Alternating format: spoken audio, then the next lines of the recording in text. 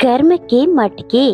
एक लुटेरा था जो लूट के धन से ही अपनी जीविका चलाता था। वह रोज सुबह लूटपाट के उद्देश्य से घर से निकलता, लेकिन शाम ढले जब वह घर को आता तो रास्ते में एक महात्मा जी को पेड़ के नीचे बैठा देखता।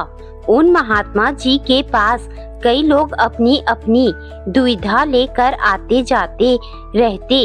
लुटेरा अक्सर सोचता कि वह भी एक दिन अपने मन की दुविधा को महात्मा जी से कहेगा। एक शाम दृढ़ निश्चय कर वह लूटपाट के बाद घर ना जाकर महात्मा जी के पास गया और बोला, महात्मा जी, मैं एक लुटेरा हूँ। लोगों के साथ लूटपाट करके ही मैं अपनी जीविका चलाता हूँ, लेकिन मुझे यह भली भांति पता है कि मैं जो करता हूँ वह सब पाप की श्रेणी में आता है। फिर भी मैं खुद को यह पाप करने से रोक नहीं पाता।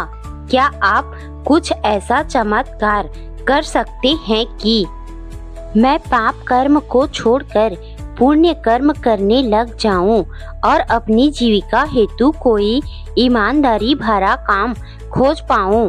तभी बड़े शांत भाव से महात्मा जी बोले, बिल्कुल, तुम पाप कर्म छोड़कर निसंदेह पुण्य कर्म कर सकते हो। तभी लुटेरा बोला, महात्मा जी, यह कैसे हो सकता है? लुटेरे के इस सवाल पर महात्मा जी बोले, हर रोज अपने कर्मों का लेखा जोखा करके तुम यह कर सकते हो। इस बात को समझने के लिए तुम्हें एक व्यापारी की कहानी सुननी होगी। यहाँ मेरे समीप बैठकर तुम यह कहानी ध्यान से सुनो। एक समय एक बड़ा अच्छा व्यापारी था।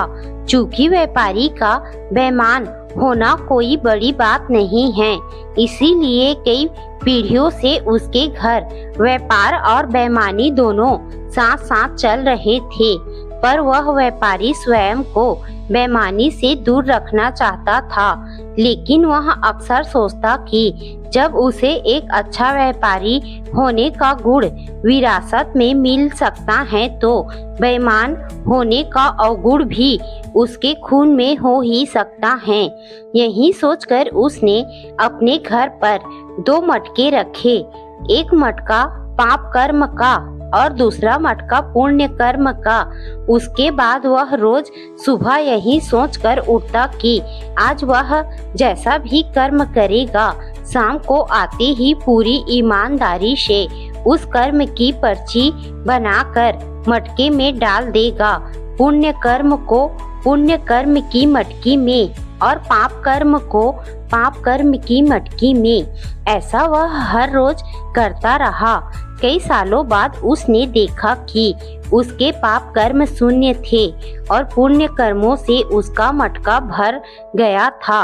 व्यापारी की यह कहानी हमें बताती है कि हर रोज यदि हम अपने कर्मों का हिसाब करते हैं तो हमसे बुरे कर्म ना के बराबर होने लगते हैं।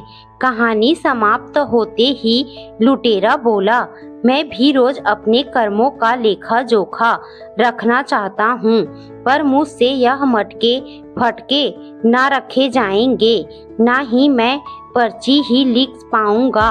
महात्मा जी, इसके अलावा यदि कोई और सरल उपाय हो तो बताए।